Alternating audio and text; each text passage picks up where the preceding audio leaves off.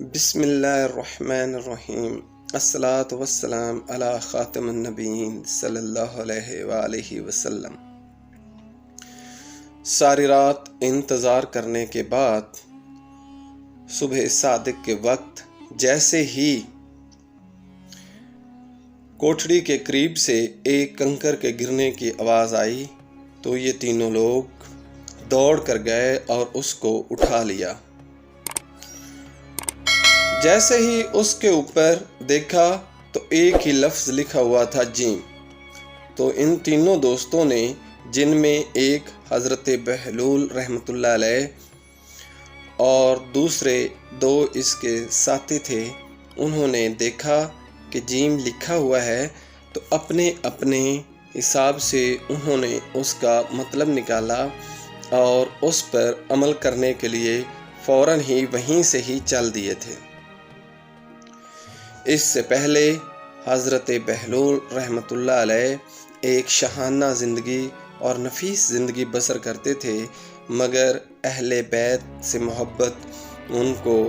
وراثت میں ملی تھی اور وہ بچپن ہی سے امام جعفر صادق کے دور سے لے کر ہی وہ اس کا چرچا کر رہے تھے اور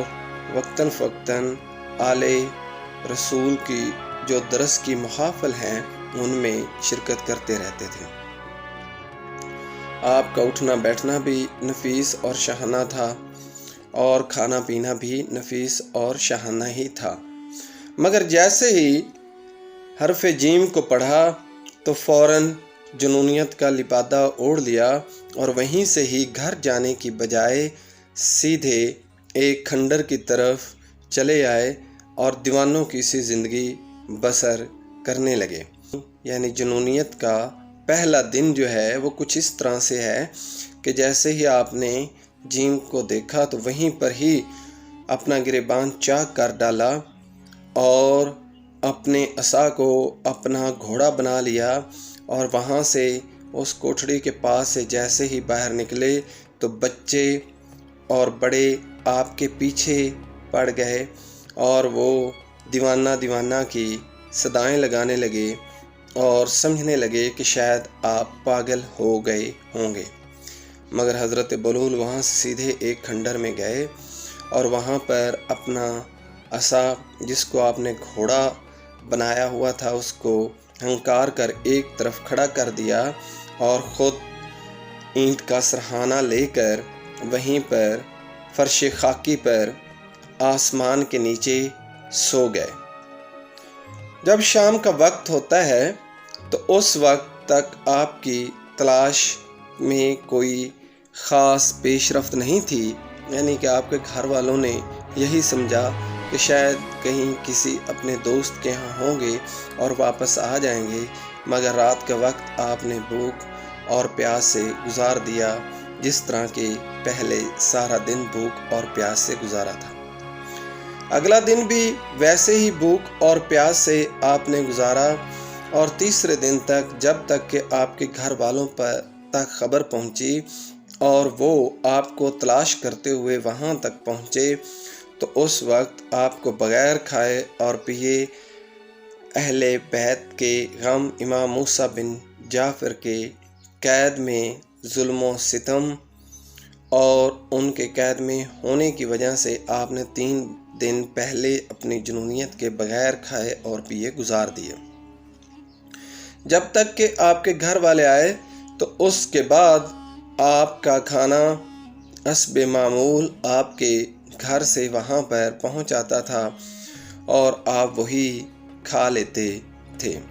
اور کھانا بھی کیا ہوتا تھا کہ آپ صرف اور صرف سادہ روٹی کو پسند فرماتے تھے۔ شاہی کھانے کو آپ نے مکمل طور پر چھوڑ دیا تھا اور کبھی کبھار اپنی پہلے بچی ہوئی روٹی کھا لیتے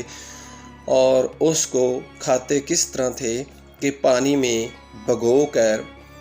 اس کو کھا لیتے تھے۔ اور اس طرح آپ نے جب سے جنونیت کا لبادہ اوڑھا تو اس وقت سے آپ کی ساری زندگی کھانے پینے کے معاملے میں ایسے ہی گزری، اور جو آپ کا نفیس لباس تھا وہی ایک لباس جس کو آپ نے چاک کیا تھا اسی کو ہی جوڑ توڑ کر کے ساری زندگی آپ نے اپنے ایک ہی لباس میں گزار دی، اور گھر والے اگر کوئی چیز لباس وغیرہ آپ کو دیتے یا خلیفہ سے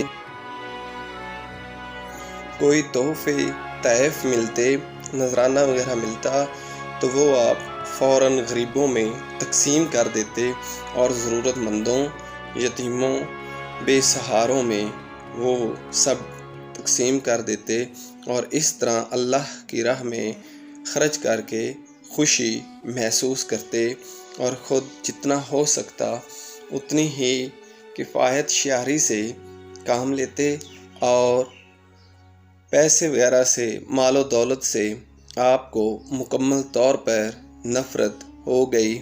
جس کے پیچھے آپ کبھی بھی نہیں دوڑے۔